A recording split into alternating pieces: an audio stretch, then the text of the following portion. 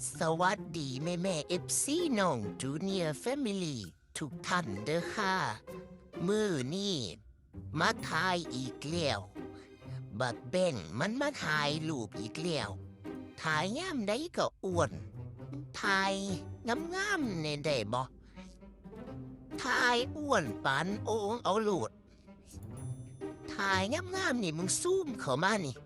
ซูมใส่ขุมตากูนี่ยามกูเล่นกะถ่ายยามกูจมกะถ่ายอยู่มัดมือมัดเว้นซูมเข้ามานี่ซูมเข้ามาคักๆคิดว่ากูบ่อายแม่เอฟซีบอกกูกำลังเล่นมวนๆอยู่เบิ่งดากกูออกเบิดแล้วลังเทียกูก็ใจให้อยู่ขี่กะทาย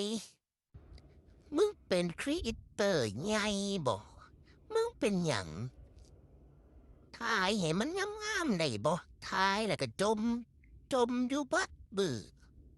บ่มีค่าแรงหยังเฮ็ดคลิปกับบักแบ่งนี่บ่ได้ค่าแรงหยังมีแต่จมอย่างเดียวกูสิเซาถ่ายอยู่กูสิเซาถ่ายแล้วหนีแม่พาลูกเมื่อนอนล่ะ